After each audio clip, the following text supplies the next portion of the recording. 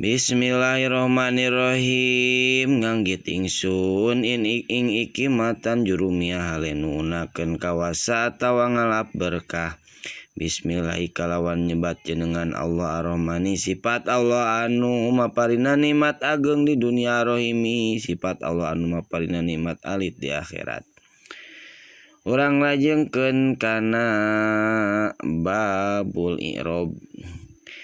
Mangga kasadayana khususna murangkali santri Nurul Iman diperhatoskeun ieu pembahasan oge umumna ka santri anu sanes anu ngiringan ngaos kana ieu kitab jurumiyah.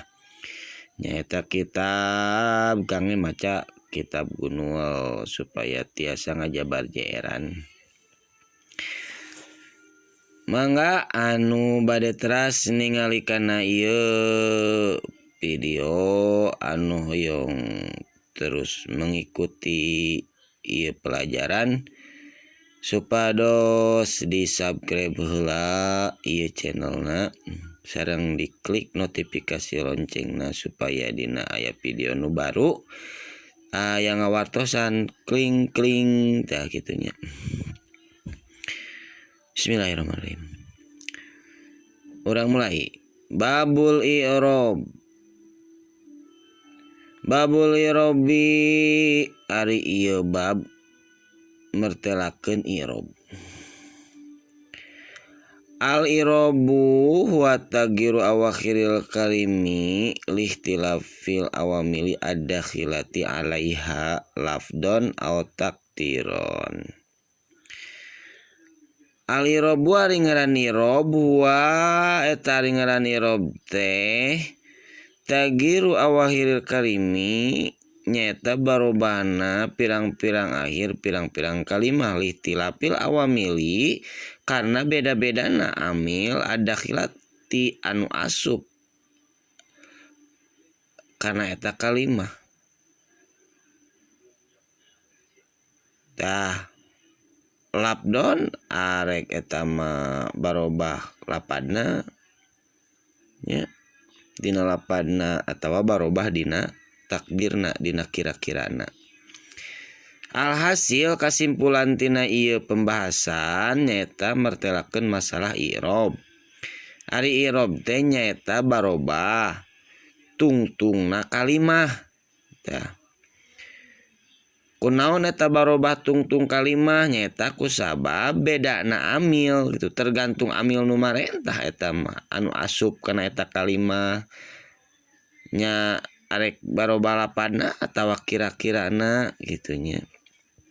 Kumaha maksudna nyaeta lamun misalkeun aya amil anu marentah kana kalimah isim cara tadi. Cara anu tos dibahasnya aya kalimah ba asup kana lapad ismi tah. Berarti jadi bismi tuh gitu. Tah eta tergantung eta mah tergantung anu asup kana kalimah naon heula jeung naon nu asupna gitu tah. Kitu eta disebut i'rob tah. Wa aqsamuhu arbaatun robun wa nasbun wa khofdun wa jazmun. Jeung ari wa aqsamu jeung ari babagian i'rob arbaatun eta aya 4 cenah. Naon 4 teh? Hiji i'rob ropa, 2 i'rob nasab, 3 i'rob khofad, 4 i'rob jazm. Tah. Jadi i'rob teh maksud i'rob teh nya tungtungna kalimah teh bisa keur tingkah rafa, ya, bisa keur tingkah nasab, bisa keur tingkah khofad, bisa keur tingkah jazm.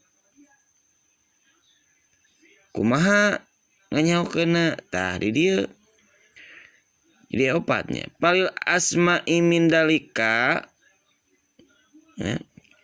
Palil aswa'i min dalika robun wa nasbun wal khofdun wala jaz mi piha.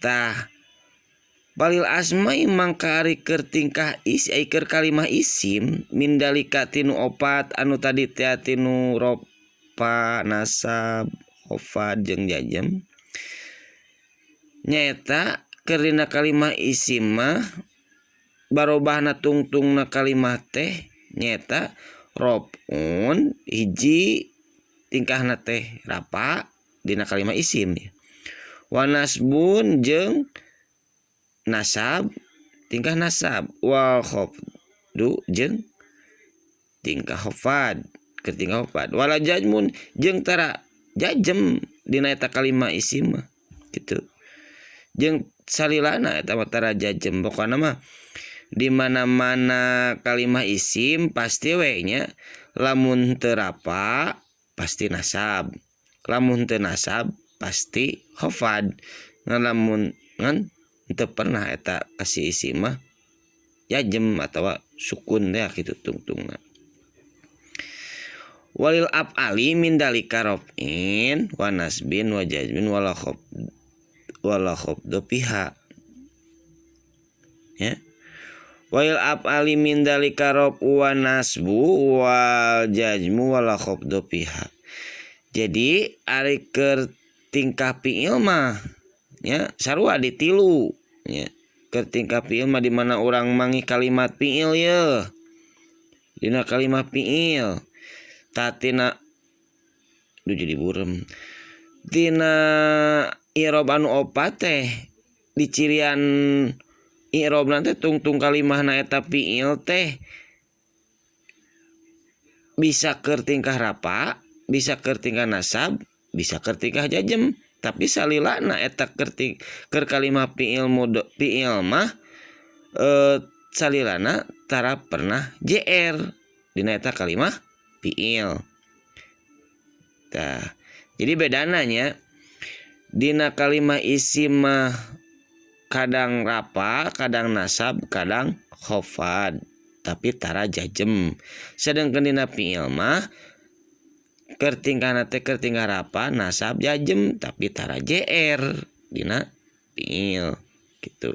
Jadi kieu lamun dina hiji kalimah misalkeun jazm berarti eta mah geus pasti kalimah fiil gitunya. Lamun dina tungtung kalimahna teh jr tah eta nu pasti talak pisan mah. Oh eta mah geus pasti kalimah isim soalna fiil mah tara jr, tara khofad. Sarua khofad jeung jr teh nya. Jr tungtung. Terus lamun dina kalimah fiil mah nyata lamun jazm pasti eta kalimah fiil. Tah gitunya ngartos mudah-mudahan ngartos. Jadi tina nu opat eta masing-masing ngagaduhan tilu ciri gitu. Ari i'rabna mah opat gitu ngan aya dina kalimah isim mah tara jazm dina kalimah fiil mah tara khofad eta nu jadi perbedaanana. Tah mudah-mudahannya ngartos sareng manfaat kanggo sadayana.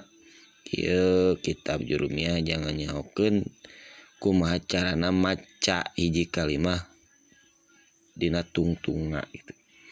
Nya kumaha cenah meureun ari tengahna mah kudu dijabaran tah eta mah bagianna ilmu sorof mungkin dibahas dina kaelani nyaena urang-urang hiji-hiji heula urang pahamkeun heula dina jurumiyahna jadi mungkin ame muntos apal tungtung kalimahna kumaha engke bakal nganyahokeun tengahna kalimah.